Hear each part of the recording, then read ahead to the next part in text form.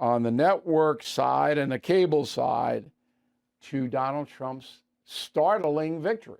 Not that he won, but that he won a popular vote. He won by so much. Let's start with CBS. Go. Well, an unstable world has just had a chaos agent injected into it. This world that Donald Trump will become a major player in as commander-in-chief of the world's most lethal fighting force is now facing the largest land war in Europe since World War II. Yeah, and who is responsible for that? It might be Joe Biden there, Ms. Brennan.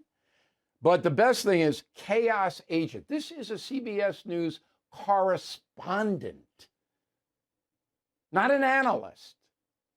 She's a correspondent, supposed to be reporting the news, calls the president-elect a chaos agent, and then says, there's a big war. Well, when did the war start?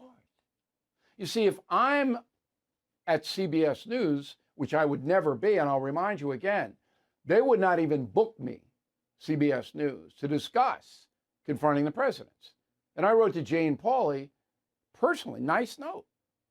And then we traced it back. You didn't have one non-liberal author this whole year. So CBS News, bye. See you. Margaret Brennan, why don't you think about what your job is, madam? Second bite, David Axelrod, who I think's an honest guy on CNN. Go. But let's be honest about this, okay? Let's be absolutely blunt about it. There were appeals to racism in this campaign, and there is racial bias in this country, and there is sexism in this country. And anybody who thinks that that did not in any way impact on the outcome of this race is wrong. I'm not saying that was the main reason that Kamala Harris lost and Donald Trump won. Hello, Axelrod, your buddy, Barack Obama, elected twice. There is racism in this country. Every country, okay? Everyone, every place has some elements of racism and sexism. This is so ridiculous. It had nothing to do with the plurality of the vote. Nothing. Skin color had nothing to do with it. ABC News, The View. Go. I'm worried about mass deportation and internment camps, and I'm also worried about Elon Musk warning Americans to prepare for temporary hardship. I'm surprised at the results, but I'm not surprised. As a woman of color, I was so hopeful that a mixed-race woman married to a Jewish guy could be elected president of this country.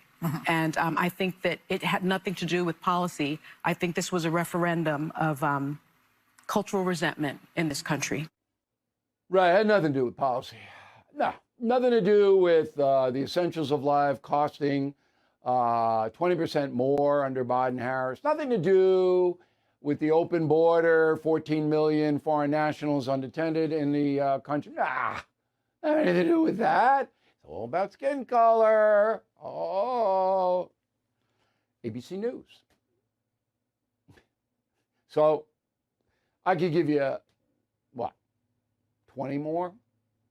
We all get it.